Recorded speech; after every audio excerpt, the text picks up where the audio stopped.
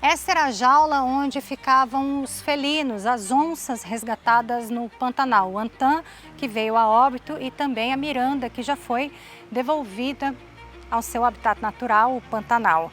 E era porque tem a grade mais resistente, que suporta um felino. Nós visitamos também a Fazenda São Francisco, que é uma área de avistamento de muitas onças. Parte da propriedade foi queimada e lá é o lugar de pesquisa da jaguatirica. Muitos dos animais estão se refugiando numa área de plantação de arroz, que é onde eles encontram alimento, água e também se protegeram do fogo. Fazenda São Francisco, município de Miranda. Os turistas saem para mais um safari. Ontem à noite a expectativa era ver a onça pintada, mas infelizmente não conseguimos ver. Aí vimos a jaguatirica, o lobinho, o cervo, capivara, jacaré. Quem veio de longe se assustou com o que o fogo deixou. Pantanal, quando está cheio, é uma maneira que você, uma abordagem, a natureza está de um jeito, quando ela está seca de outro jeito. Nós nunca tinha visto na extrema seca. Aqui os turistas podem conhecer a rotina de uma fazenda pantaneira e também avistar os bichos, o que esta fauna reserva. A fazenda também investe em conservação, alia turismo com pesquisa científica, educação ambiental. Pertence a seu Roberto Coelho há 56 anos. Aqui foram criados programas especiais de pesquisa. O projeto do Henrique estuda as jaguatiricas. Com as antenas de sinal VHF, eles saem para localizar essa espécie de felino. 6 adultos estão com colares. Enquanto Vanessa tenta captar os sinais, a família de macacos cruza a estrada. Está buscando comida. Enquanto avistamos um cervo, o som é sinal de que o felino está por perto. Repete, Henrique, quem é esse animal? Do bip? Esse que a gente está escutando o sinal é a tarumã, que é uma fêmea de jaguatirica que a gente capturou no dia 23 de julho agora, passado. A coleira armazena 4.000 pontos por onde a jaguatirica passou em 30 dias. É preciso chegar bem perto do animal, mas sem que o pesquisador fique cara a cara, para que os dados sejam baixados todos os meses. Enquanto avançamos, vamos adentrando um cenário de desolação. Aqui a mata ciliar virou uma caatinga. Anos atrás, Henrique começou a estimar a população de jaguatiricas e chegou a 45 indivíduos. É o tipo do ambiente mais fundamental para a jaguatirica, é floresta, é a área mais fechada, entre outras coisas porque é onde ela vai ter o abrigo durante o dia para se refugiar do calor do sol. Eventualmente fêmea com filhote precisa desses ambientes fechados para ter a sua toca, poder criar os filhotes. Essa aqui é a trilha do Acuri, na Fazenda São Francisco. Em tempos de alta temporada, cerca de 100 turistas passam por aqui por dia. Ela tem 1 quilômetro de comprimento e dá até um curicho. E é uma região de mata ciliar bem fechada e os turistas gostam de vir aqui porque dá para avistar muitos bichos, inclusive a jaguatirica, que gosta desse ambiente porque é mais fresco. O fogo chegou aqui no início de agosto e destruiu parte da trilha e também a vegetação. Só para se ter uma ideia, essa gaiola ficava bem escondida na mata, que foi onde uma das jaguatiricas monitoradas aqui pela fazenda foi capturada para pesquisa. E ela está aqui, ó, completamente aparente. A gente fez a captura da tarumã aqui no dia 23 de julho. Aí fizemos a soltura dela, né? Depois que ela recuperou, ela estava com o colar.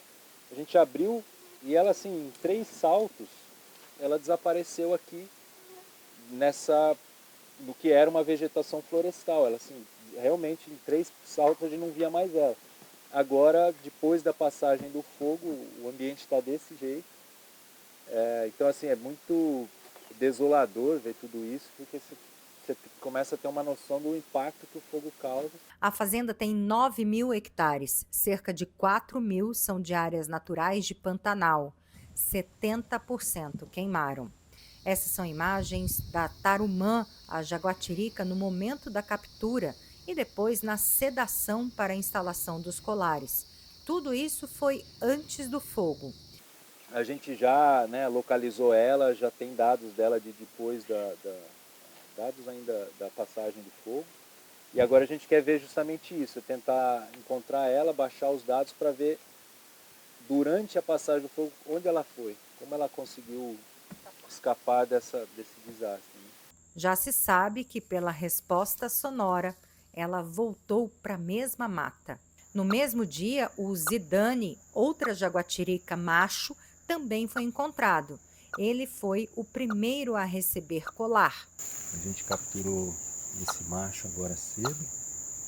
É um macho adulto, deve ter uns 8 anos de vida, mais ou menos, pela dentição. Aí a gente colocou o colar de monitoramento no GPS, que esse sinal que vocês estão ouvindo é o sinal do transmissor de VHF, que ajuda a gente a localizar ele no campo. Agora a gente já fez todos os procedimentos, coleta de amostra, biometria, pesou, colocou o colar, avaliou, fez a avaliação clínica.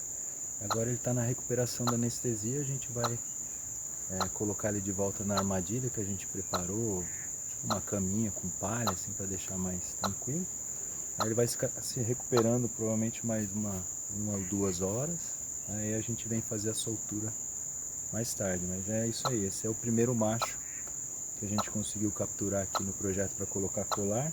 O projeto é financiado numa parceria entre a universidade e a própria Fazenda São Francisco. O que se sabe é que os felinos monitorados sobreviveram ao fogo. Agora o desafio é sobreviver à escassez de alimentos.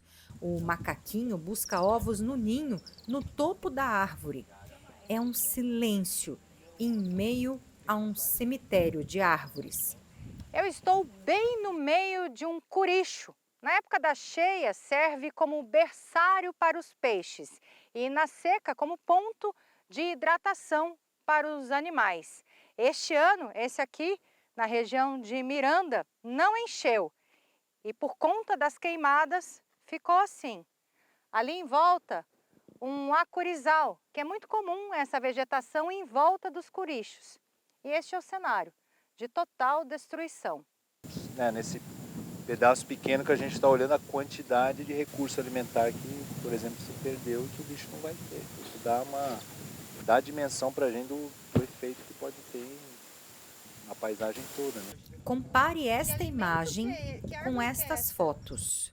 Essas são as cenas da Fazenda São Francisco em período de cheia.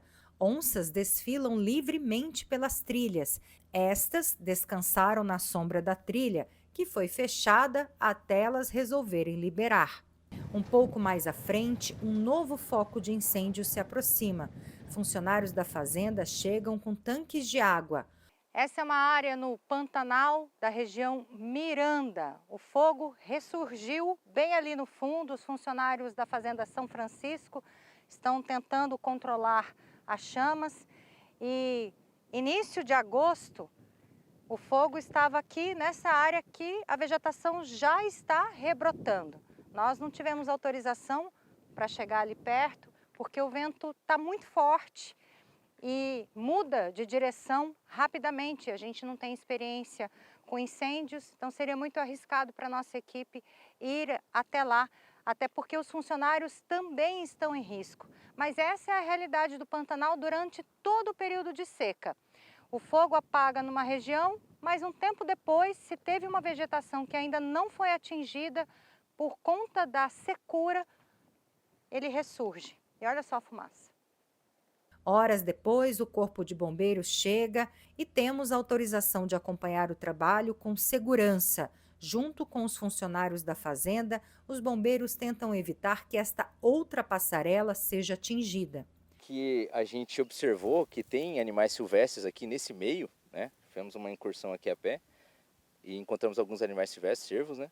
E eles não fogem do fogo. Então, se a gente queimasse aqui, ia dar Eles iam ficar Eles iam encurralados. ficar encurralados. Então a gente está esperando esse fogo chegar aqui nesse aceiro e aqui a gente combate ele, né? A vegetação, mesmo verde, queima. Vai desprendendo a caloria, ela vai desidratando, né? A gente chama de pirólise, vai soltando aquela fumaça branca. Aí conforme ela vai desidratando, é como se ela estivesse seca, né? Então acaba Então primeiro queimando. o fogo desidrata para depois queimar. Isso. E embaixo também tem matéria orgânica. Tem uma matéria orgânica aí de uns 30, 40 centímetros aí. Que vira pura combustão. Isso, e aí vai queimando de baixo para cima. Ele vem rasteiro, né? Você pode ver que aqui nas copas, ó, não tem nenhum fogo, né? Vai vindo rasteiro. Os aviões são do Preve Fogo e estão controlando o incêndio do outro lado do rio Miranda. O aceiro é uma proteção, mas mesmo assim não é suficiente. É preciso fazer vigília. Assim, não tá fácil, né? Combater ele corpo a corpo assim tá difícil. Tá tentando fazer as picadas, né? Pra evitar que ele vá mais outros rumos, né? Você já tinha feito isso na sua vida? Não, nunca. Primeira vez que... Aprendeu fazendo. É, na prática mesmo, né? Um filme de terror. No outro ponto da fazenda, os pesquisadores seguem em busca de mais jaguatiricas. O arroz irrigado serviu como abrigo de muitas espécies, inclusive do felino, durante todo o período de fogo. Mas essa é uma área que ele tem andado, faz parte da área de vida dele. Consegue ter um lugar para se abrigar, né? Consegue caçar as presas dele, então é um animal jovem que está se desenvolvendo. E essa área aqui está sendo suficiente para ele nesse sentido. As lavouras serviram de proteção e abrigo a famílias de cervos do Pantanal, casais de tuiuiu e muitas outras espécies. A bicharada está se refugiando justamente no arroz. No arroz, nesse oásis, entendeu? Já que não tem o mosaico formado pelo MIF na época certa, mas tem o arroz irrigado para servir de apoio para essa bicharada. Nós ficamos 250 anos a pecuária aí no Pantanal sem grandes catástrofes, sem esse tipo de problema, esses incêndios incontroláveis de agora. Isso era por causa, fundamentalmente, da lotação de gado do Pantanal, que era muito mais alta, e da prática do fogo durante o período frio. Vamos chamar de fogo frio, ou MIF, como manejo integrado do fogo, como é o termo que estão usando tecnicamente, que seria queimar as sobras de pastagem durante o período favorável, que é aquele período que a terra está úmida, entendeu? E que você não tem a umidade do ar tão baixa e menos vento para a propagação do fogo. A pesquisa também vai mostrar como os animais estão se adaptando em relação à cultura do arroz, por exemplo, com os defensivos agrícolas. São 1.500 hectares que estão servindo de refúgio, alimento, uma interferência do homem que está protegendo a fauna deste cantinho do Pantanal sul-mato-grossense.